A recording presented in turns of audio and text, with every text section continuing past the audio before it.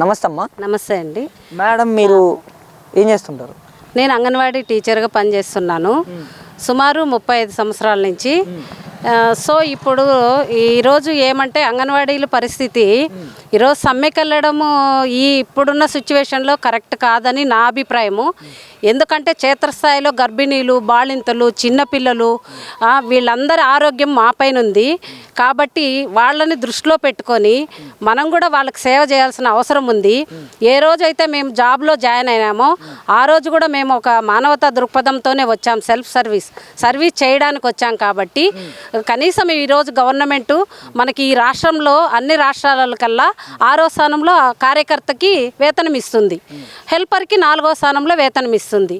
అలాంటప్పుడు మనము అడిగాము, ప్రభుత్వం దృష్టికి తీసుకెళ్ళాం మా సమస్యలన్నీ కూడా.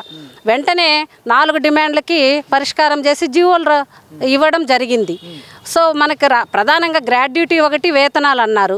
ఫైనాన్షియల్స్తో కూడుకున్నటువంటిది కాబట్టి ఖచ్చితంగా అమలు చేస్తామనే ఒక హామీ ప్రభుత్వం నుంచి వచ్చింది. కాబట్టి నా వర్షన్ ఏమంటే, ప్రభుత్వం నుంచి మనకి యాంటీగా వచ్చింటే మనం ఏదైనా చెయ్యాలి. ప్రభుత్వం మనకు సానుకూలంగా ఉన్నప్పుడు మనం వెంటనే విధుల్లోకి వెళ్ళి మన విధులను నిర్వర్తిస్తే ఖచ్చితంగా మనకు వేతనాలు అనేటివి పెరుగుతాయి, గ్రాడ్యుటీ అనేది కూడా అమలు అవుతుందని నా అభిప్రాయము. అదేవిధంగా ఈరోజు క్షేత్రస్థాయిలో అంగన్వాడీకి చాలా బలహీనపడుతున్నాం క్షేత్రస్థాయిలో. ఎందుకంటే ఈరోజు సెంటర్లు మూసేసి దారుణంగా 31 రోజులు మేమంతా కూడా రోడ్ల మీద ఉంటే అది చాలా వరకు బాధాకరమైన విషయము. గవర్నమెంట్ అయితే మా పట్ల సానుకూలంగా ఉంది. గతంలో చంద్రబాబు నాయుడు అయితే లింకు సూపర్వైజర్లు తీసుకొని 2 ఏళ్ళు వెట్టి చాకిరీ చేయించుకొని 7,000 రూపాయలు వేతనం ఇస్తామని ఇంతవరకు అది అట్లే పోయింది. ఆ జీతం అందలేదు, వాళ్ళని మోసం చేశారు.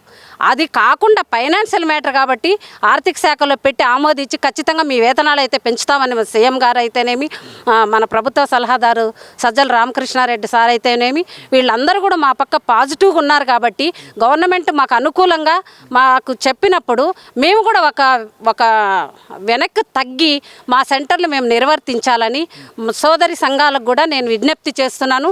అదేవిధంగా గర్భిణీలు, బాలింతలు వాళ్ళ ఆరోగ్యము, పిల్లల ఆరోగ్యం దృష్టిలో పెట్టుకొని ఖచ్చితంగా సెంటర్లు తెరిచి మనం సేవలు అందిస్తే ఈ రోజు కాకపోయినా రేపు ఖచ్చితంగా ప్రభుత్వం దిగొచ్చి మన సమస్యలు పరిష్కరిస్తుందని ఆశిస్తున్నాను.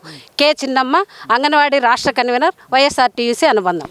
కాదమ్మా, మరి ఇప్పుడు అంగన్వాడీ టీచర్లు కానివ్వండి, ఆయాలు కానివ్వండి, స్కూళ్ళు ఓపెన్ చేయకుండా ధర్నాలకు దిగి జగన్మోహన్ రెడ్డి గారు మంచి చేయట్లేదు అంగన్వాడీల పట్ల, ఇలాంటి ద్రోహిని మనం గెలిపించకూడదు, రాష్ట్రం నుంచి తరిమి కొట్టాలని జగన్మోహన్ రెడ్డి గారి బొమ్మని తగలబెట్టడం కానివ్వండి, ఇలాంటివి చేస్తూ ఉన్నారు కదా రోడ్లపైన. అది ఎంతవరకు సమంజసం కాదు. మన కుటుంబంలోనే ఆ స్థాయిలో ఒక వ్యక్తి ఉంటే మనం ఆ విధంగా చేస్తామని నేను అడుగుతున్నా. ఎందుకంటే ఆ దహనాలు చేయడము, తగలబెట్టడము ఇవన్నీ కాదు. ఫస్ట్ మనం మారాలి. మనం మారి మనం సమాజానికి మనం ఏం చేస్తున్నాం అనేది మనం ప్రశ్నించాలి. కాబట్టి ఆ విధంగా చేయడం తప్పు. ఈరోజు తరిమి కొట్టాలంటే అది ఎవరి తరము కాదు.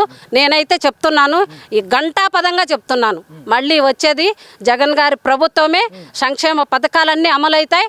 జగన్ గారు వస్తేనే సంక్షేమ పథకాలన్నీ అమలవుతాయి. నవరత్నాలు 100% పూర్తి చేసినటువంటి ఏకైక ముఖ్యమంత్రి ఈ భారతదేశంలోనే వైఎస్ జగన్మోహన్ రెడ్డిని నేను గంటాపదంగా చెప్తున్నాను. కాదమ్మా, జగన్మోహన్ రెడ్డి గారు జీవోలు పాస్ చేసిన తర్వాత కూడా అంగన్వాడీలు ఎందుకని ధర్నాలకే దిగుతున్నారు? ఎందుకని ఈ స్కూళ్ళకి వెళ్ళట్లేదు ఎందుకు? సో నేను ఏం చెప్తున్నానంటే ఆ విషయానికి, ఈరోజు 31 రోజులుగా సమ్మెలో ఉన్నారు. ఈరోజు వెంటనే ఈ విధుల్లోకి వెళ్తే అక్కడేం జరుగుతుందో మనకు అనే ఒక భయంతో ఆ సెంటర్ పరిధిలో కూడా చాలా వరకు వాళ్ళు ఏమంటే లబ్ధిదారులు కూడా వ్యతిరేకత మొదలైంది సెంటర్ పరిధిలో కూడా. ఇవన్నీ దృష్టిలో పెట్టుకొని వాళ్ళు కూడా కొంచెం భయపడి ఉండొచ్చు. ఈరోజు కాకపోయినా రేపైనా ఈ ఉద్యోగంలో చేరుతారు, ఖచ్చితంగా సేవలు అందిస్తారు. ఆ మానవతా దృక్పథం మా అందరికీ ఉంది.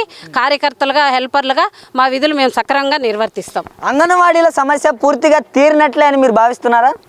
అంగన్వాడీ సమస్యలు పూర్తిగా తీరనట్లే అంటే ఇప్పటికిప్పుడు తీరనట్లే అని నేను భావిస్తాను. ఫైనాన్షియల్ మ్యాటర్ కాబట్టి టైం అడిగింది గవర్నమెంట్, ఖచ్చితంగా మనం ఇవ్వాలి. అది మన కనీస బాధ్యత. కాబట్టి మనము ఆ విషయంలో మేము హ్యాపీగానే ఉన్నాం. మరి జగన్మోహన్ రెడ్డి గారు ఇచ్చిన మాట నిలబెట్టుకుని అంగన్వాడీల సమస్య అంటే ఆయన తీరుస్తాడని మీరు నమ్ముతున్నారా? ఖచ్చితంగా నమ్ముతాం.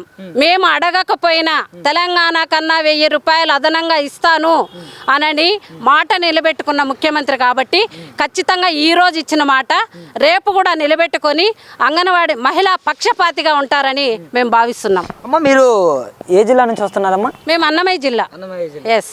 అంటే మరి ఈసారి జగన్మోహన్ రెడ్డి గారిని రాయలసీమలో ఓడిస్తాం, మెజారిటీ సీట్లు మేము గెలవబోతున్నాం అని టీడీపీ వాళ్ళు చెప్తున్నారు కదా, దాని గురించి మీరు ఏం చెప్తారమ్మా? అది టీడీపీ వాళ్ళ అభిప్రాయం కావచ్చు. ఆ అభిప్రాయాన్ని ప్రజలు ఎవరు నమ్మరు. ఈరోజు ప్రతి తలుపు తడితే జగనన్న జగనన్న జగనన్న ఇదే. ఒక అవ్వాతాతను పలకరించు, ఒక స్టూడెంట్ను పలకరించు, ఈరోజు విదేశాలకు వెళ్ళి చదువుతున్నారంటే ఎంత గొప్ప విషయం అండి. ఎన్ని సంక్షేమ పథకాలండి.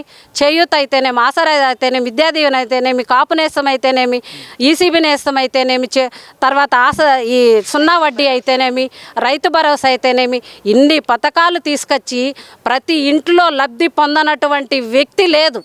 ఈరోజు 5 కోట్ల మందిలో 5 కోట్ల మంది ఈ ప్రభుత్వానికి రుణపడే ఉండాలని నేను భావిస్తాను. కాదమ్మా, జగన్మోహన్ రెడ్డి గారు అధికారంలోకి వచ్చిన తర్వాత ప్రజల్ని పట్టించుకోవట్లేదు, ప్రజలకి ద్రోహం చేస్తున్నారు. 3 నెలల్లో ప్రజలే తరివి కొట్టబోతున్నారు జగన్మోహన్ రెడ్డి గారిని రాష్ట్రం నుంచి. తన సొంత జిల్లాలో కూడా తను గెలవడానికి అవకాశాలు లేవు అనేసి టీడీపీ వాళ్ళు చెప్తున్నారు కదా. ఇది ఎంతవరకు సమంజసం అండి? అసలు ప్రజలు తరిమి కొడతారనేది పక్కన పెడితే ప్రజల గుండెల్లో ఉండారనేది వాస్తవం. ఇది మట్టుకు నేను గంటపదంగా చెప్తాను. ఎందుకంటే ప్రతి ఇంట్లో జగన్మోహన్ రెడ్డి ఉన్నారు, ప్రతి ఇంట్లో సంక్షేమ పథకాలు ఉన్నాయి, ప్రతి ఇంట్లో ఆయన చేసిన పరిపాలన గుర్తుకు తెచ్చుకుంటున్నారు. కాబట్టి అది ఓర్వలేక ఆ విధంగా చెప్తున్నారే కానీ ఇది వాస్తవంగా వాళ్ళ హృదయంలో నుంచి వచ్చింది కాదు. కాకపోతే వాళ్ళు ఎందుకంటే భయపడి చెప్తున్న మాటలే ఇవి. తరిమి కొడతాము, మళ్ళీ మేమే వస్తామనేది ఇది మట్టుకు అపోహ. ఇది మట్టుకు వాళ్ళ కలగనాల్సిందే.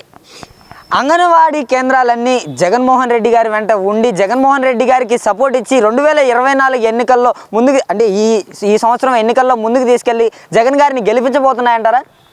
ఖచ్చితంగా మేము జగన్మోహన్ రెడ్డి గారు వెంటే ఉన్నాము. ఈరోజు అంగన్వాడీ కార్యకర్తలు కూడా రాజకీయ వాళ్ళు కూడా ఉండొచ్చును, ఎంపీటీసీ భార్యలు ఉండొచ్చు, జడ్పీటీసీలు ఉండొచ్చు. వీళ్ళందరూ కూడా ఖచ్చితంగా మళ్ళీ మేము జగన్మోహన్ రెడ్డి గారు వెంటే నడుస్తాం. ఎందుకంటే మహిళా పక్షపాతిగా ఈరోజు ప్రభుత్వ పథకాల అమలులో మొట్టమొదటి స్థానంలో ఈరోజు ఎన్ని అవార్డులు తీసుకోబోతోంది మన ఏపీ ప్రభుత్వం. మనం విడిపోయిన తర్వాత కూడా కరోనా సమయంలో కూడా అంత కష్టకాలంలో అంత ఇదిలో కూడా ఆదుకున్నటువంటి ముఖ్యమంత్రి కాబట్టి ఖచ్చితంగా జగన్ వెంటే ఉంటాం. మీ జిల్లాలో అన్నమయ్య జిల్లాలో ఈసారి ఎలక్షన్స్లో ఎలా ఉండబోతుందంటారు? అన్నమయ్య జిల్లాలో ఈసారి ఖచ్చితంగా మేము జగన్మోహన్ రెడ్డికే ఓట్లు వేస్తాం. ఫ్యాన్ ప్రభంజనం ఖచ్చితంగా వస్తుంది. మరి ఈసారి జగన్మోహన్ రెడ్డి గారిని పులివెందుల్లో ఓడించబోతున్నామని చంద్రబాబు నాయుడు గారు సవాల్ విసురుతున్నారు కదా. చంద్రబాబు నాయుడు సవాల్ వేసారు అంటే మీ అందరికి తెలిసిందే. రోజు ఏదో ఒకటి చెప్పుకుంటా అంటారు, పిచ్చి రాతలు పిచ్చి మాటలు. అంతేగాని జగన్మోహన్ రెడ్డిని కాలి గోటి తాకడానికి కూడా సరిపోరు. ఖచ్చితంగా చెప్తున్నా.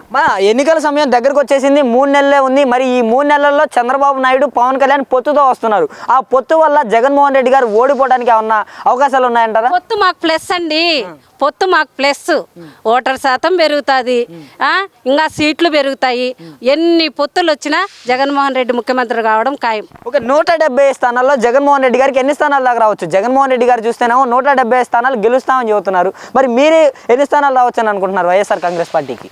దాన్ని మేము ఎట్లా వెయిట్ చేస్తాం? 175 స్థానాలు గెలుస్తామని గంటాపదంగా ధీమాగా చెప్తాం.